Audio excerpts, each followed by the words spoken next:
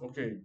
Então, gente, essa semana, né, como o Zé Costa anunciou, tivemos aqui alguns problemas técnicos no nosso início da nossa fala, mas vamos dar um bom dia a todos, né, a nosso ouvinte, e mandar um ouvinte também para meu pai, ao Sargento Mello e a todos que estão ouvindo. Bom, essa semana são 10 horas e 36 minutos, temos aí 24 minutos para falarmos sobre essa questão o que aconteceu essa semana com a maior operação da Polícia Federal em relação ao crime organizado. Né? O crime organizado no país, ele está dentro de todo o sistema político, financeiro e agora o sistema financeiro. Né? O sistema político, a gente está vendo integrantes da maior facção do país, que é o PCC. Essa facção ela surgiu dentro dos presídios em São Paulo e hoje é a maior facção do país, é a maior facção hoje da América Latina, né? Já que ela tem ramificação em diversos países. E, por sua vez, agora o PCC está partindo também para investimento na área financeira, né? E também no setor econômico aqui do Brasil, já que eles, conforme a investigação, eles têm investimento hoje em 4 usinas de álcool e redes de postos de combustíveis, rede de postos e distribuidora também de combustíveis. Então eles estão atuando em diversos setores, né? Há quem diga que aqui até aqui na Paraíba tem postos de gasolina já ligado a essa organização como uma forma de lavar dinheiro, né? Então essa organização está muito forte e também na política também tem políticos hoje financiados pelo PCC, seja nas câmaras de vereadores, seja também em alguns municípios, até eleição para majoritária, né? E, enfim, e agora, essas semanas, também tinha uma proposta do Congresso, né? Aliás, parte do Congresso, principalmente o Centrão, juntamente com os deputados bolsonaristas, de aprovar a alteração na Constituição que permitia um verdadeiro show de impunidade para esses deputados, que iria tirar, já que os deputados e senadores, quando estão no mandato, Zé, eles têm, conforme a Constituição, ele tem de ser investigado e processado, e até mesmo um caso de prisão, ser através do STF, né? Então ele estava querendo colocar uma PEC no Congresso, principalmente a partir da Câmara, né? Para que eles perdessem esse foro, foro privilegiado que os deputados têm, e caísse para o quê? Para a primeira instância. Então, o próprio Gilmar Mendes se pronunciou e disse que seria um tiro no pé deles mesmo.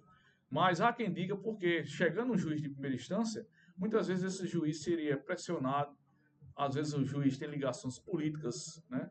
E ninguém, por ser do tribunal, por ser do Poder Judiciário e o Ministério Público, todos eles têm suas preferências políticas, né? E às vezes esses juízes e até promotores têm laço efetivo com alguns políticos, né?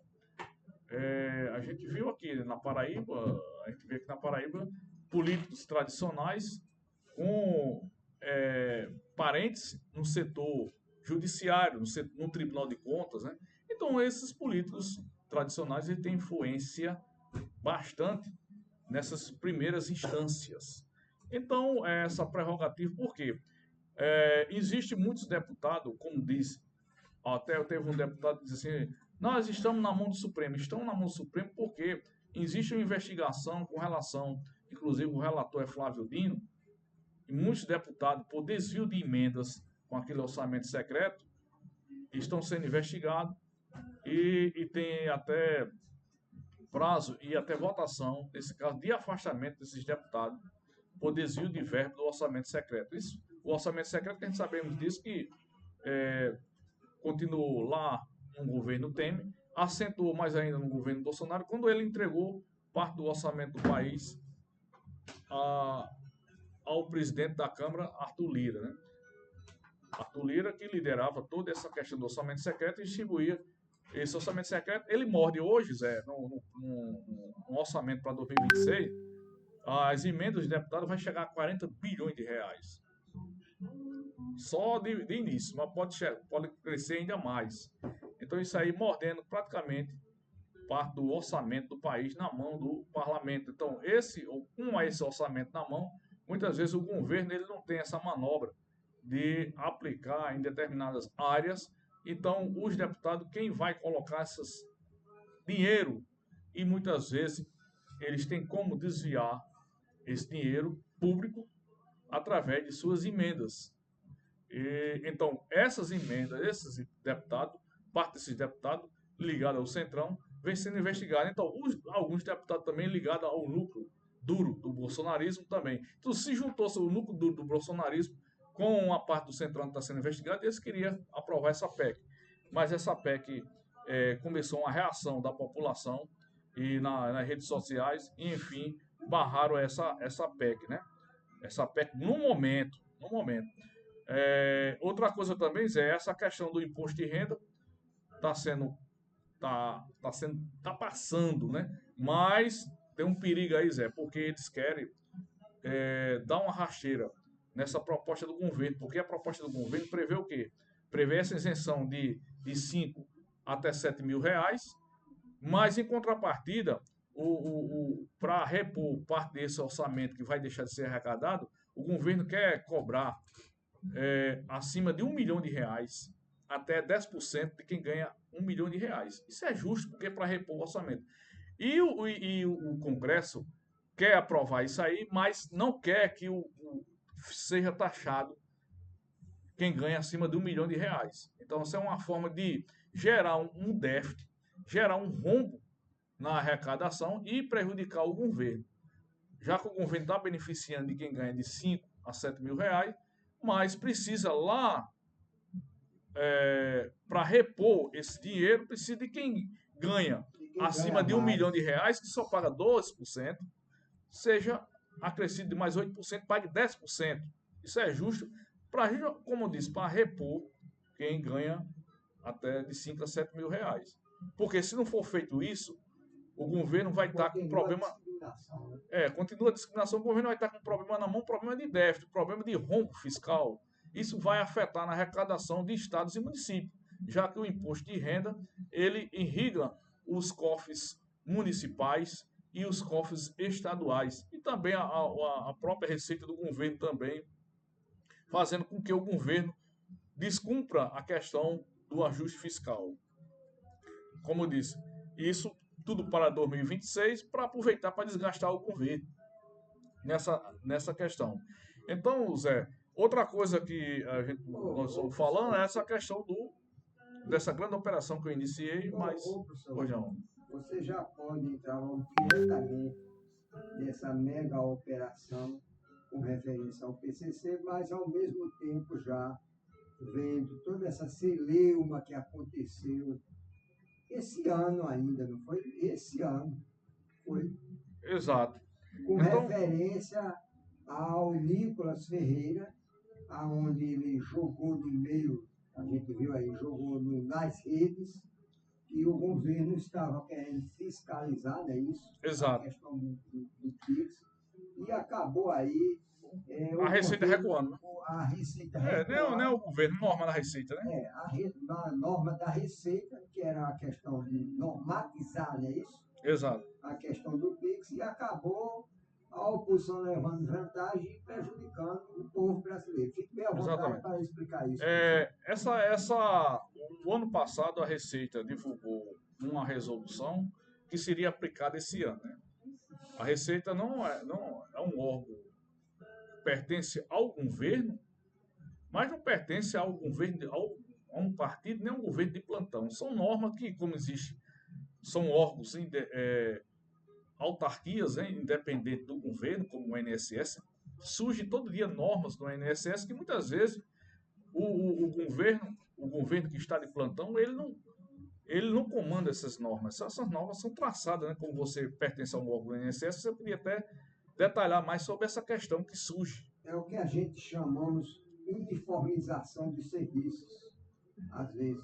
Exato. tem que ter aquela praticidade através de portarias, são inúmeras portarias para que tenha uniformização dos serviços para a população. Que não precisa de lei específica, né? Não, nada a ver. É o que a São- gente chama uniformizar o sistema. Porque, veja bem, a Receita, como o INSS e outras autarquias e órgãos do governo, eles têm seus técnicos, têm seus funcionários de carreira e precisa criar essas normas para a questão administrativa, independente de quem está no governo. Às vezes quando surge, quando vai passar pelo governo, muitas vezes o governo veta, não, vamos aliviar isso aí, porque vamos fazer isso, vamos adiar essa norma aí, para que muitas vezes há um pedido de um segmento para que não aconteça isso. O que aconteceu na Receita é o seguinte, ela foi aprovada uma norma, porque o que acontece? A gente sabemos nesses 10 anos, surgiram os bancos digitais. Porque os bancos tradicionais, como a gente conhece, Bradesco, Itaú, Banco do Brasil, seja público, seja privado, Caixa Econômica, eles já eram interligados. Parte das nossas contas que nós temos nesses bancos, a Receita sabe de toda a nossa movimentação, de quando a gente recebe, porque esses bancos informam o dinheiro que entra e sai em nossas contas. Tanto o Bradesco como esses bancos tradicionais. Mas só que nos últimos 10 anos, surgiram o quê? Surgiram esses bancos digitais que se chama, no meio tecnológico, de fintechs. Essas fintechs, como eu vou dar aqui alguns nomes que nós conhecemos, como o Nubank, PicPay, PayPal. É o MOI. É um monte de fintechs e bancos chamados bancos digitais que a Receita precisava atualizar. Inclusive, eu tenho até uma banca, eu tenho até uma conta, Zé, num bancos desses digitais. Eu não confio. Como também surgiu também, Zé, outra fintech também, as administradoras de criptomoedas. Temos aqui a chinesa, a Binance, que atua no mercado de criptomoedas. Outra coisa, no mercado pago também, sim, o mercado pago também. Então, todo esse sistema de criação desses bancos digitais, dessas fintechs, a Receita precisava o quê? Precisava atualizar. O que acontece? Quando a Receita lançou aquele sistema de que R$ 5.000 seria fiscalizado a partir de R$ 5.000, que nos bancos tradicionais seria 2. Então o governo ia aumentar para R$ 5.000 a fiscalização. O que aconteceu?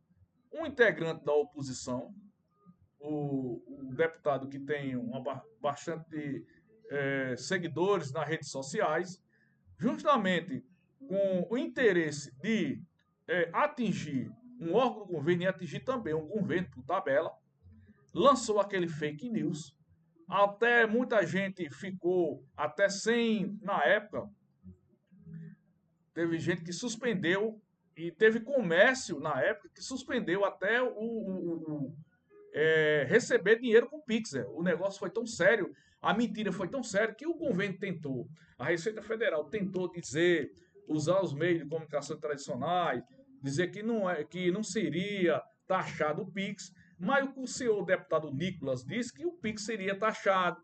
Fez aquele vídeo que teve milhões de visualização aqui no Brasil e até fora, né? Como assim? Chantageou.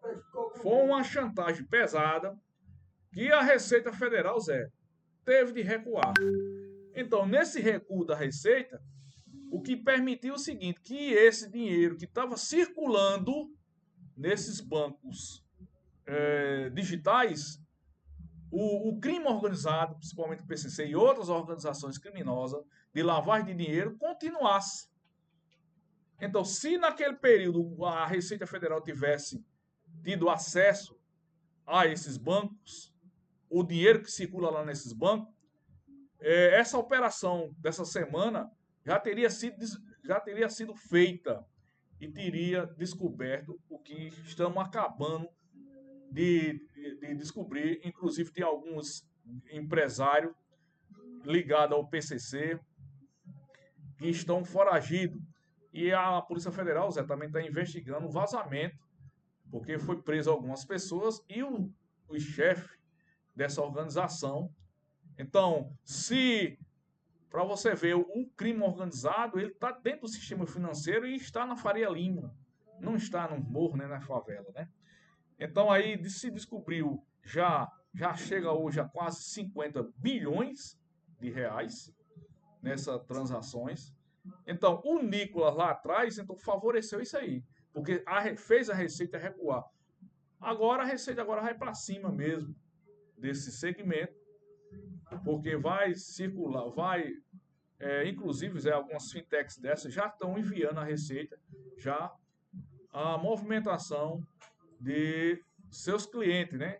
Então, agora, Zé, cadê Nicolas? Cadê os que espalhavam fake dizendo que a Receita ia taxar o governo?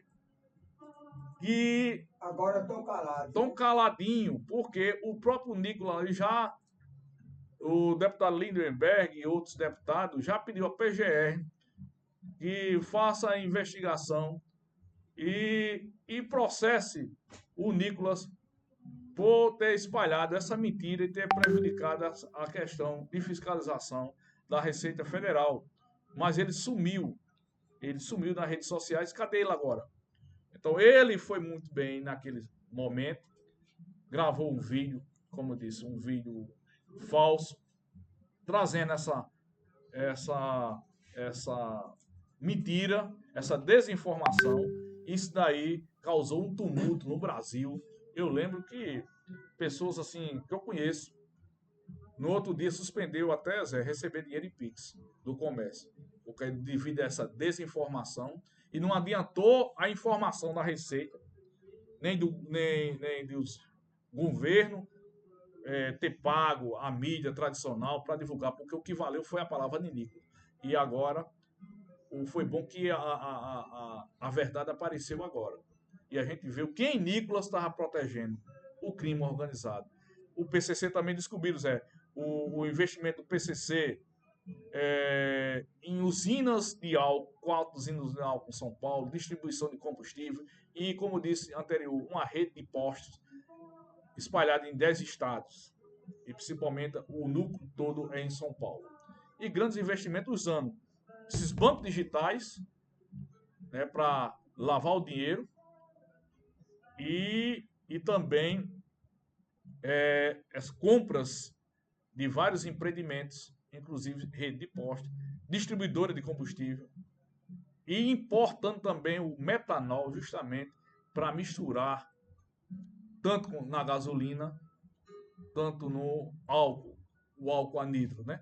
Então, Zé, são 10 horas e 54 minutos. Vamos ver aqui um trecho, Vitor. Coloca esse trecho aí, desse vídeo aí, sobre essa questão de Nicolas, que o jornalista Toledo, do sistema do UOL, fala nessa questão. Vamos ver essa questão aí. Vamos ver qualquer coisa, a gente suspende aí, mais ou menos uns 2 minutos aí, só para os nossos ouvintes ficar atualizados nessa questão sobre o fake news de Nicolas, que impediu fiscalização e o crime organizado saiu ganhando. Porque, veja bem, faz mais ou menos 4, 5 meses que a Receita Federal foi impedida de fiscalizar essa questão, justamente por causa da mentira do deputado Nicolas Ferreira, lá de Minas Gerais.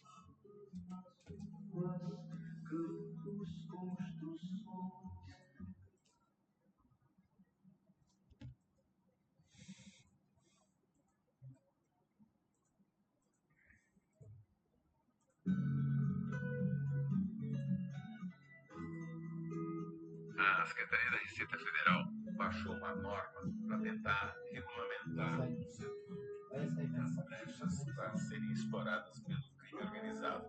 Na época, para tentar regulamentar o setor tem muitas brechas para serem exploradas pelo crime organizado. Até notícias falsas. Teve muita fake news. Ele queria taxar o parlamentar, deputado especial, Nicolas Ferreira, fez um carnaval muito grande, até notícias falsas dizendo que a Receita queria taxar o Pix. Agora, depois dessa mega operação da quinta-feira, a gente está vendo como o crime